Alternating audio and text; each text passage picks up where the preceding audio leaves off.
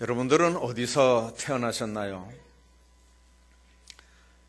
아마 이쪽을 보고 얘기하면 대부분 병원에서 태어났다 그럴 거고, 이쪽을 보고 물어보면 대부분 집에서 태어났다 그럴 겁니다. 아마 우리 교인 전체를 놓고 물어보면 대부분 다 집에서 태어났지만, 밑으로 내려갈수록 요즘 세대는 집에서 태어나는 게 아니고 다 병원에서 태어납니다. 우리 집 애들 호적 이렇게 주민등록을 띄워보면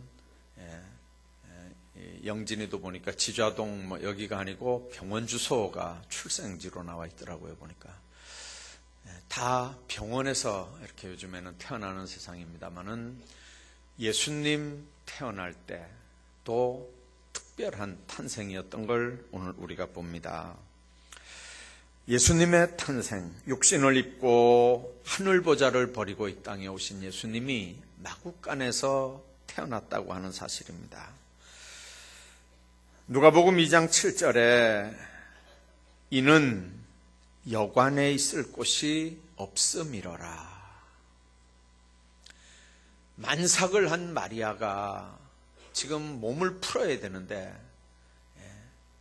예수님을 지금 출생을 시켜야 되는데 여관이 없어서 결국은 마구간에 가서 아기를 낳았다는 얘기거든요. 우연일까요?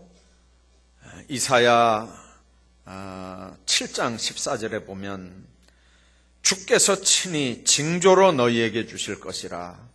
처녀가 잉태하여 아들을 낳을 텐데 그 이름은 임마누엘이라고 한다. 그렇게 미리 예언이 되어 있습니다. 처녀 탄생을 얘기했고요. 또 예수님 나시기 700년쯤 전에 미가를 통해서 하신 말씀은 베들레헴 에브라다야, 너는 유다 족속 중에 작을지라도 이스라엘을 다스릴 자가 네게서 내게로 나올 것이라.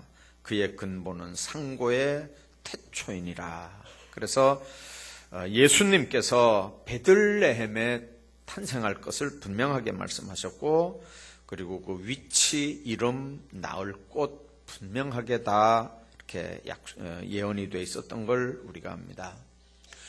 그 예언대로 성경에 보면은 가이사 아구스도가 영을 내려 천하로 다 호적하러 했다고 그랬습니다.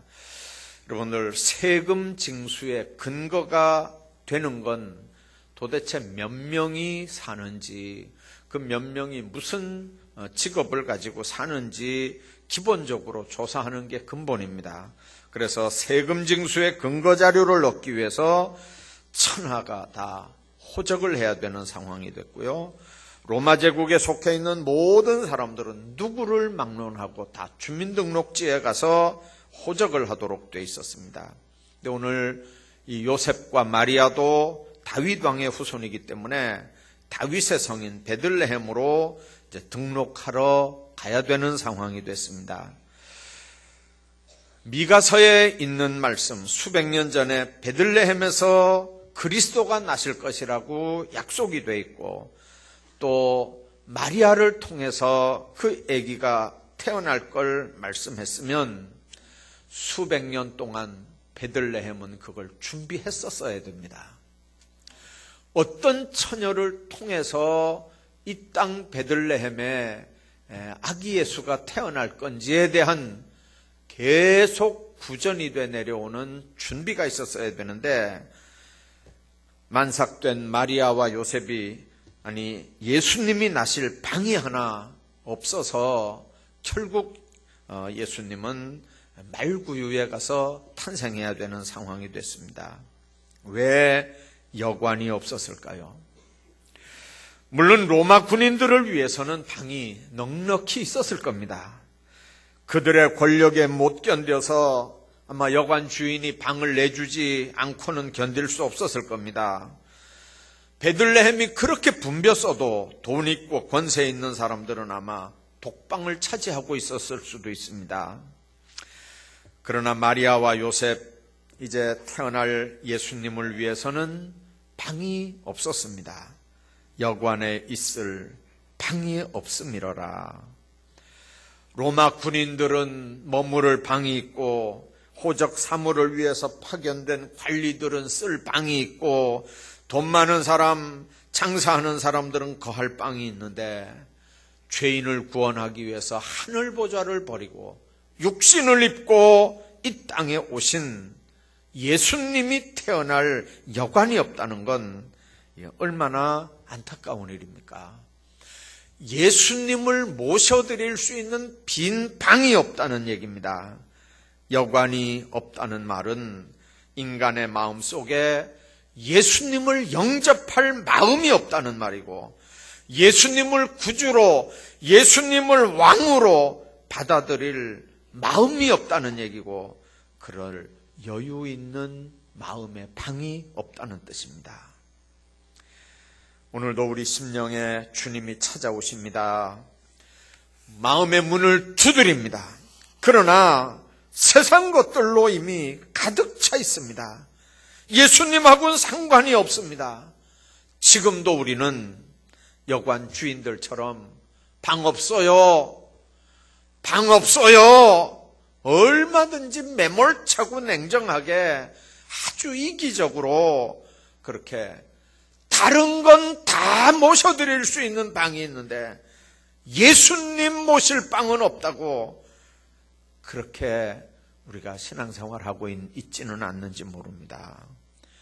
크리스마스가 됐다고 많은 사람들이 예배당에 나와서 찬송 부르고 예배드리고 하지만 그러나 교회들마다 예배 드리는 심령들마다 방 없어요, 방 없어요 하는 소리에 만일 주님이 지금 오신다면 또 아마 교회도 못 들어오고 되돌아가시는 일이 혹 있지는 않을까. 우리 심령을 두드리는데도 세상 것들로 너무 분주하고 가득 차서 그래서 예수님 지금 들어오셔야 되는데 방 없어요, 방 없어요 하고 예수님을 또 이렇게 밀쳐내지는 않는지 여러분들 왜 여관이 없었을까요?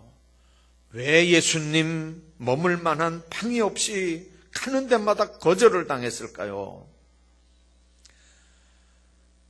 우선 예수님이 누군지 몰라서 거절을 하는 겁니다. 크리스마스는 하나님의 아들이 세상에 태어나심을 축하하는 날입니다.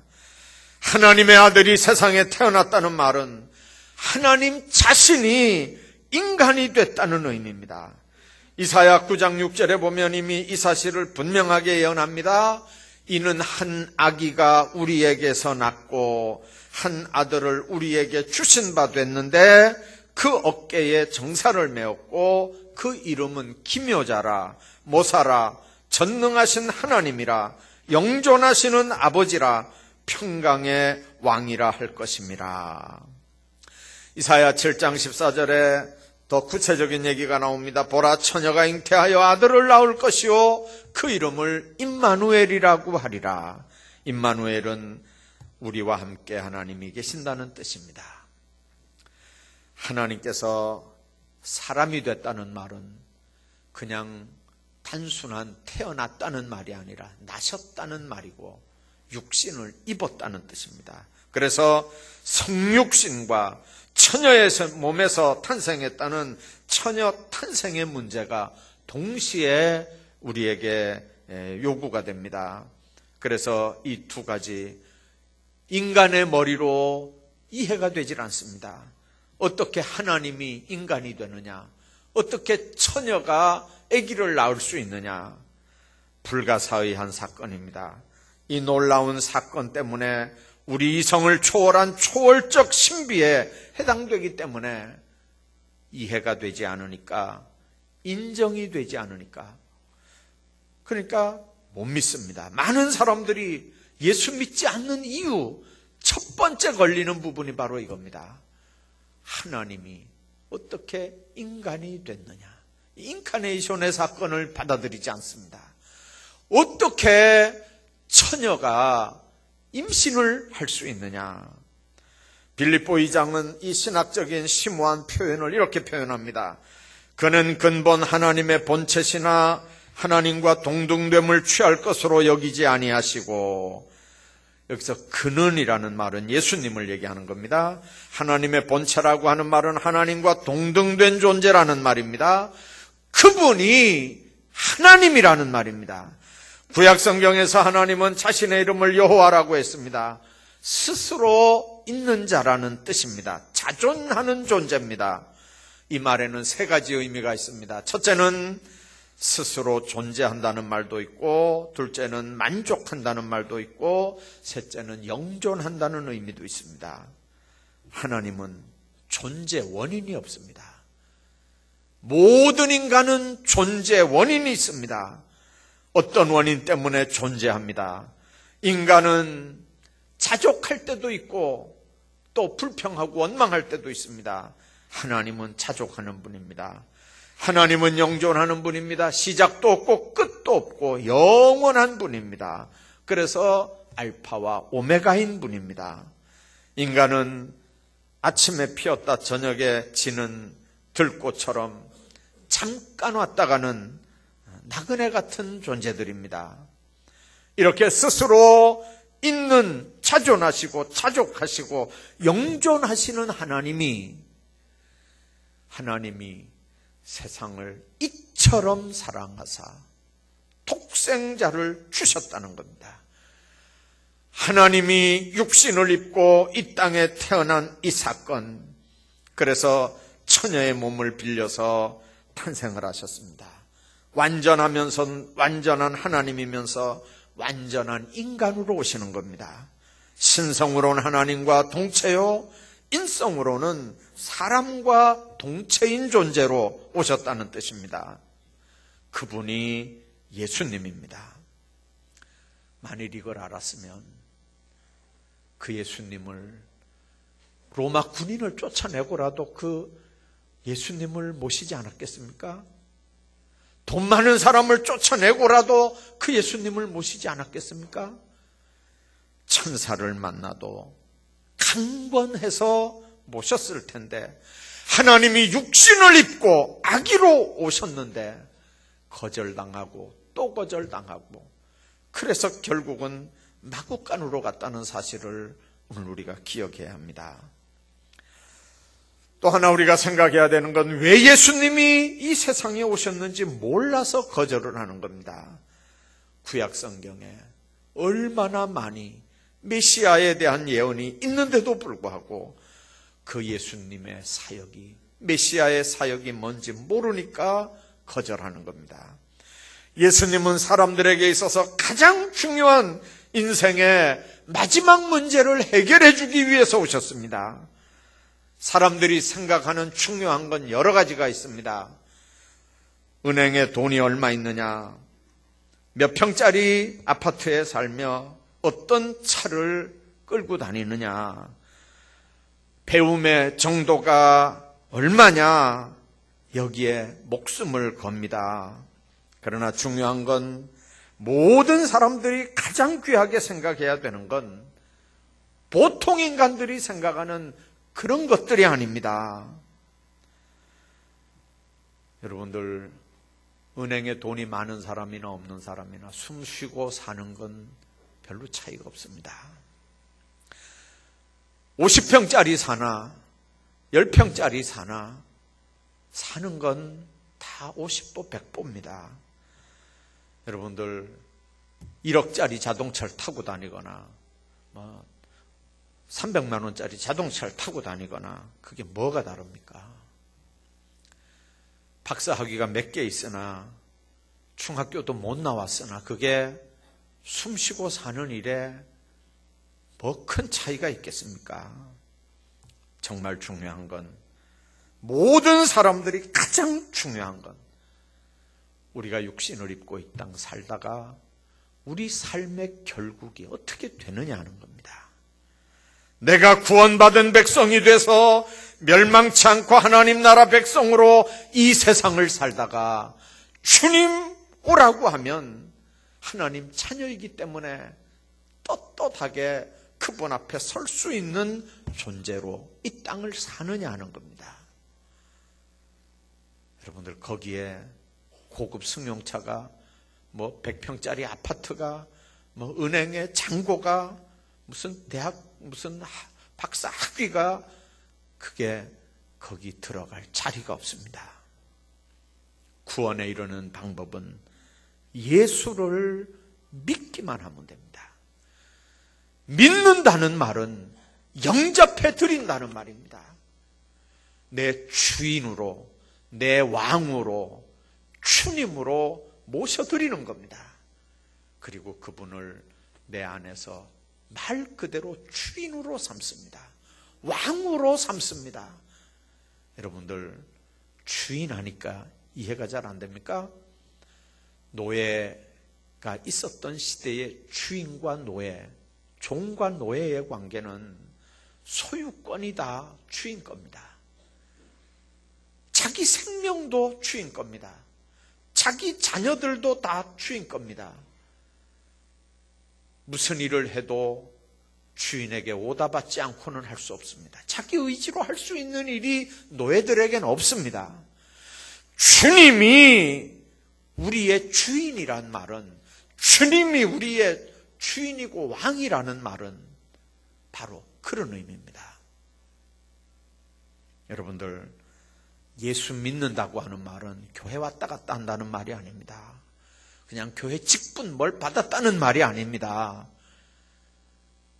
교회 나온 지 하루밖에 안 돼도 예수님을 내 구주로 모시고 그분의 오다를 받으며 인생을 사는 사람은 예수 믿는 사람이지만, 50년, 100년을 예수 믿어도 자기가 자기 주인인 사람은, 그 사람은 예수님하고 상관없는 사람입니다. 예수 믿는다는 말은 바로 그 말입니다. 내 삶 전폭을 그분께 얹어드린다는 겁니다. 내 삶 전폭을 그분께 의지하고 그분이 이끄시는 대로 간다는 말입니다. 그러면 하나님의 자녀가 됩니다. 그러면 천국 백성이 됩니다. 그러면 영생을 얻게 됩니다. 그분은 그 믿음 외에 어떤 조건도 우리에게 요구한 적이 없습니다. 대학을 나와야 되는 것도 아니고 돈이 많아야 되는 것도 아닙니다. 특정 지역 출신이 되는 것도 아닙니다. 누구든지 예수 믿으면 됩니다. 여러분들, 우리 지좌교회가 누구든지 받아들이는 교회가 됐으면 좋겠습니다. 왜 여기에 조건이 붙습니까?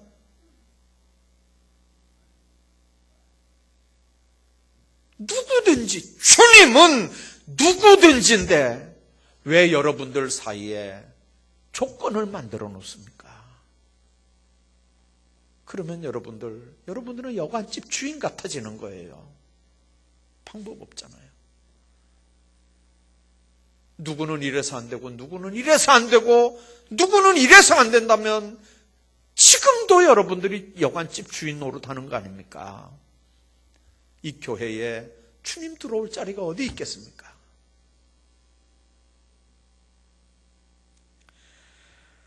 예수님이 이 세상에 오시면서 스스로 그걸 증명해 보이려는 것처럼 가장 천한 짐승의 거처에서 출생했습니다.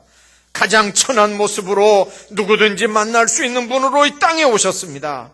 여러분 가운데 신분 높고 낮은 분, 돈 많고 적은 분, 건강하고 안 한 분, 힘들고 어렵고 병들고 몸이 괴로운 분, 누구든지 예수를 구주로 영접했으면 하나님의 약속대로 구원받은 사람인 걸 믿으시길 바랍니다. 누구든지 예수 믿으면 지좌교회 교인 될 자격이 있고 하나님을 섬길 수 있는 자격이 있는 걸 믿으시기 바랍니다. 왜 여기에 조건이 붙어야 되고 여기에 무슨 자격이 필요한 겁니까? 주님이 누구든지 했는데 왜 누구는 안 되고 누구는 된다는 얘기가 이게 무슨 얘기입니까?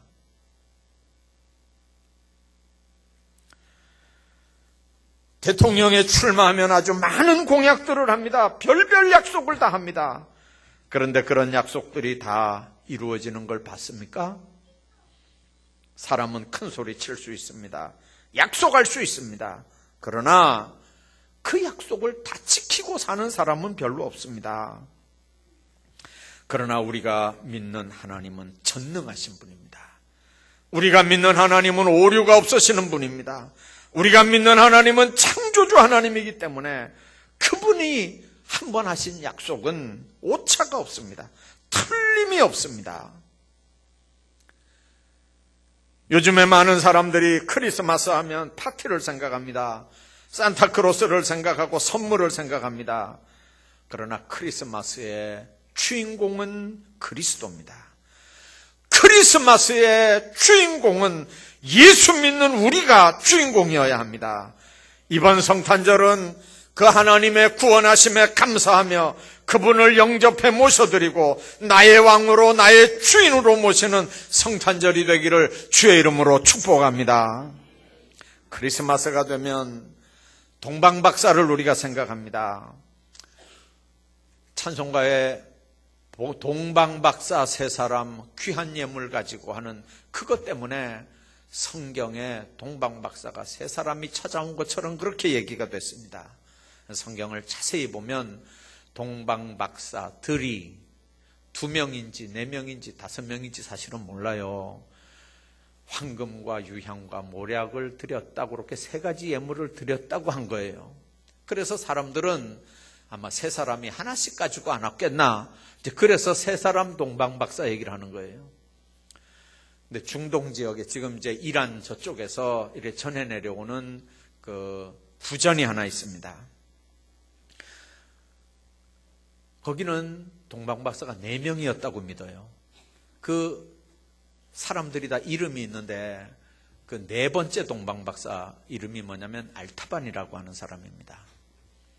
그 동방박사들이 다 별을 보고 이거 왕이 태어났다, 왕자가 지금 태어났다, 다 이제 그렇게 생각해서 우리 경배하자, 이제 사람들이 다 아기 예수 쪽으로 이제 가는 건데, 그 4명이 갈 때 그 광야길이고 사막길이니까 한두 명 가는 것보다 여럿이 같이 가는 게 좋으니까 어디에 모여서 우리 같이 가자, 그렇게 이제 약속을 했는데, 이 알타반이 도착을 딱 해보니까 3시간 전에 먼저 왔던 사람들이 이미 출발을 한 거예요.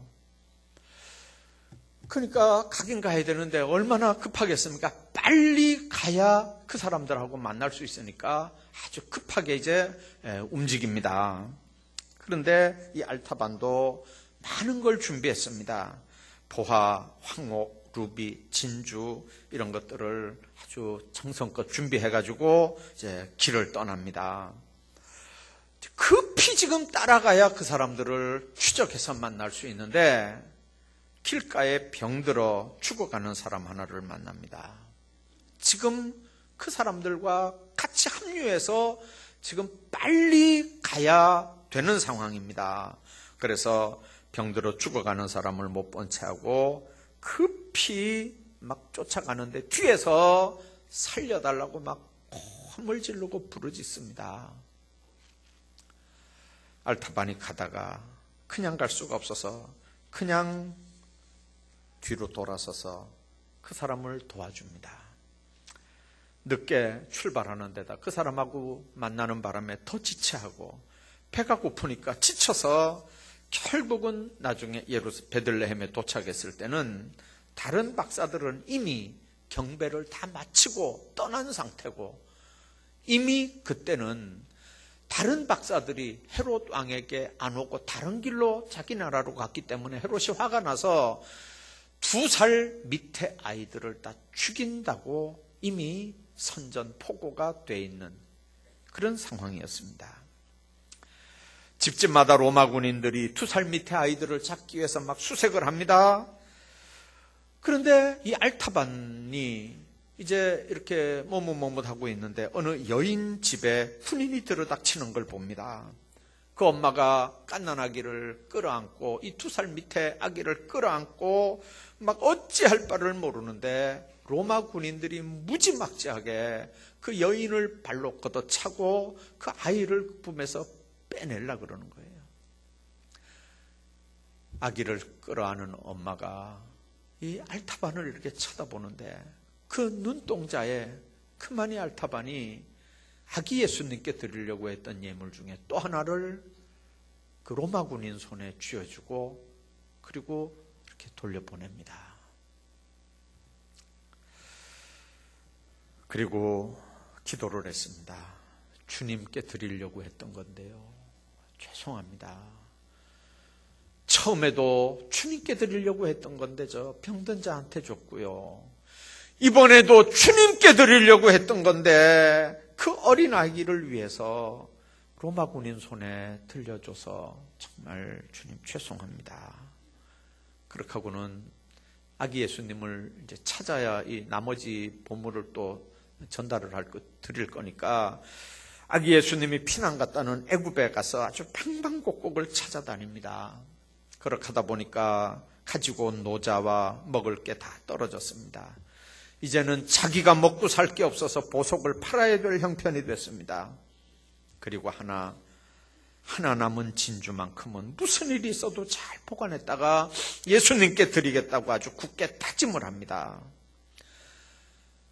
애굽 전역을 다 뒤졌는데 새 임금을 찾아 헤맨 지 33년이 되던 어느 날 알타바는 다시 예루살렘으로 되돌아오게 됐습니다. 그때가 마침 6월절이고 그날이 바로 메시아가 십자가에 처형당하는 날이었습니다. 알타바는 내게 있는 마지막 보물이니 진주로 메시아 왕을 구해야 되겠다고 생각하고 갈보리산 십자가 언덕 처형장으로 그 진주를 꼭 잡고 갑니다. 그때 성문 저쪽에서 어떤 소녀 하나가 군인들에게 붙잡혀서 옷이 찢겨지고 머리가 흐트러진 채 끌려가면서 이 알타반을 보고 애원을 하는 거예요. 아버지가 빚을 지고 돌아가셨기 때문에 우리 형편에 그 빚을 못 갚으면 우리 형제들이 다 지금 종으로 가서 노예가 돼야 됩니다. 나 좀 구해달라고 막 애원을 하면서 하필이면 이 알타반을 쳐다보고 막 애원을 하고 호소를 합니다. 알타반이 고민을 합니다. 이 마지막 하나 남은 이 진주, 아기 예수님께 드리지 못했는데 지금 메시아를 위해서 지금 써야 되는데, 그런데 지금 또 이 상황 하나가 마주쳐지니까 결국은 눈앞에서 고통당하는 소녀를 위해서 쓰기로 합니다. 이제 알타반은 빈털터리가 됐습니다. 나이도 훌쩍 넘어서 노인이 됐습니다. 아무것도 가진 게 없습니다. 그런데도 그 마음은 그렇게 평화스러울 수가 없습니다. 주님을 만나기 위해서 여태까지 살았고, 그리고 주님께 드리지는 못해도 정말 주님께 드리려고 했던 걸 가장 가난한 사람들에게 드렸고, 아낌없이 쓰므로 주님 주시는 마음의 평강과 기쁨이 충만했던 겁니다. 나의 가장 값진 것, 귀한 게 나를 필요로 하는 사람들에게 내줄 수 있었다고 하는 이 말은 내 삶에 주님이 모셔져 있고 나를 주님이 다스리고 있고 그분이 내 왕이기 때문에, 그분이 내 주인이기 때문에 가능한 일입니다. 내 마음 안에, 내 심령 속에 그분이 머물고 있다면, 여러분들, 그래서 여러분들이 예수님을 모실 수 있는 방이 있습니까? 산타크로스를 위해서 선물을 기다리는 마음의 빈 방은 마련되어 있지만 나를 위해서 육신을 입고 오신 예수님을 모실 방이 없지는 않는지 생각하셔야 됩니다. 동방 박사들이 아기 예수님을 만나기 위해서 예루살렘에 왔습니다. 헤롯이 그 얘기를 듣고 깜짝 놀랐습니다. 새로 날 왕이면 자기 집에서 태어날 왕자여야 하는데 자기 집에서 왕자가 태어난 적이 없거든요. 어디서 왕자가 태어났단 말입니까? 그러면 그 왕자가 이 나라 왕이 되면 자기와 자기 집안은 어떻게 되는 겁니까? 그래서 박사들에게 묻습니다. 어디서 태어났느냐? 가서 보면 와서 나한테 얘기해라. 나도 가서 경배하겠다. 그리고부터 죽일 계획을 세우는 겁니다. 여러분들, 왜 동방 박사들의 얘기를 듣고 그때부터 아기 예수를 죽일 계획을 세웁니까? 예수님을 모실 방이 준비가 되지 않으니까 그렇습니다. 헤롯에게는 새로 나실 임금을 모실 방이 준비가 되어 있지 않습니다. 여러분들, 갈릴리 바다에서 예수님이 사역들을 했습니다. 나사렛에 있을 때 회당에서 구약 성경을 가르칩니다. 이 말을 듣고 있었던 사람들이 예수님을 동네 밖으로 쫓아냈습니다. 그 동네가 건설된 산 낭떠러지기까지 끌고 가서 예수님을 밀쳐 떨어뜨려 죽이려고 했다고 그랬습니다. 예수님 고향 사람들이 다 예수님을 배척했습니다.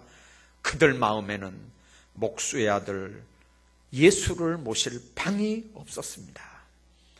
예수가 하나님께로부터 왔다는 사실이 믿어지지도 않고 그걸 받아들일 수 있는 마음도 없었습니다. 여러분들, 지금도 주님은 우리 마음 문 밖에서 우리를 두드립니다. 우리 생의 문을 열고 주님을 위해서 모실 방을 마련해야 합니다. 그분은 전능한 분이고 우리 마음은 강제로 절대로 열지 않으시는 분입니다. 오늘도 마구간같이 보잘것없는 우리 마음속에 오시기를 원하시는 분입니다. 예수님을 모실 방을 준비하는 시간처럼 복된 인생은 없습니다. 2000년 전 첫 번째 성탄에는 예수님 모실 방이 없었습니다. 그리고 20세기가 훌쩍 지납니다. 많은 사람들이 예수님을 거절해 왔습니다. 그의 사랑을 배반했습니다. 그러나 우리는 오늘 예수님을 우리 삶의 중심에 모셔야 합니다. 그분은 우리 심령을 구원했을 뿐만 아니라 우리 삶을 더 풍성하게 하는 분입니다. 방이 있습니까? 여러분들 심령에 예수님을 모실 방이 있습니까? 성령께서 오늘 여러분들 심령에 하시는 음성을 들을 수 있기를 바랍니다. 세상 것들이 가득 차 있어도 예수님에게 내드릴 방 하나 없다면 여러분들 인생은 정말 불쌍한 인생들입니다. 그러나 세상에 아무것도 없어도 그분을 모실 방이 있다면 여러분들은 세상에서 가장 행복자들이고 가장 부요로운 자들인 걸 믿으시길 바랍니다. 주님 모셔질 방이 여러분들에게 있습니까?